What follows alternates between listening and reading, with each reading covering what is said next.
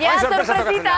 Bai. Deseatzen hau gure castingeko lehenengo gonbidatua ikusteko, ze, kriston ondo pasatu genuen behaiek ikusten, eh? Kriston atxaldea pasatu, nik ez duen uste hainbeste disfrutau eta ikasiko nunik. Bai, ikasi genuen. Oain datorrena gaina, bio komentatu genuen, Antxonen humore oso antzekoa dauke, estiloa. Ona izango orduan. Alturako humorea. Zuekin, Uxue Alkorta Iturbe!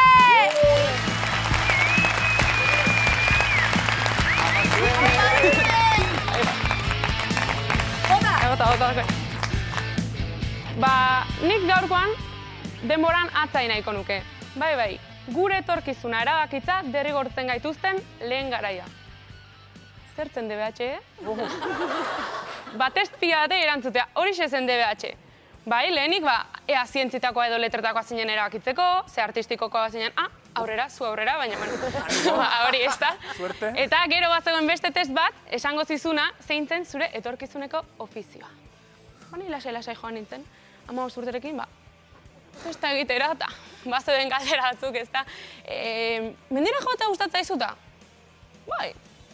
Zientzia gustatzea bai. Jasangarritasunaren inguruko ideiaren, bai. Badirudi, 3 galdera horiei, baiezko erantzunez gero, soilik basozain izan daitezkela. Bai, basozain izatera kondenatuta nago ordutik.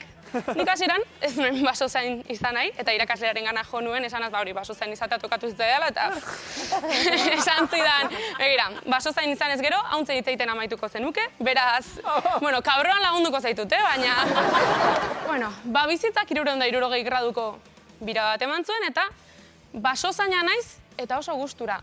Afariro, kuadriako guztian, basoak zaintzen ditut. Eta ez da bate lan erraza, ez da batere lan erraza. Afaria prepatzen dutenek oso ongi egiten dute, baina guk? Leheni daude gutxi edaten dutenak. Zurito bat, 2, horiei errespetuz lan gutxien ematen dutenak direlako, Zuri, to. Bigarrenik daude pikatxuak, eta ez asko pikatzen direlako hori ere, bai, baina pika, hartu zure legia, venga. Eta gero daude ja, garagardo gehiegi edaten dutenak. Etortzen zaizkizu eta, Uxue, atea katuan edari hori. Katuan edari? Ze? Mau. Kelerda. Keler bada ere atera. Bueno, hortik, gainera gero, kubatak etortzen dira, txupitoak eta dana kontraesanak.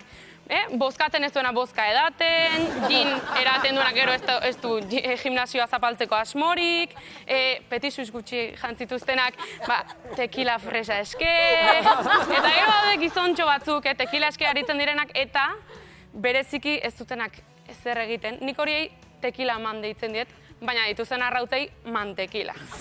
Horregatik, basozainen aholku emango dizuet, fidatu patxarana eraten dutenez. Ze horiek, patxaran bizi eta patxarana eraten dute, besterik ez, horixe, jazta.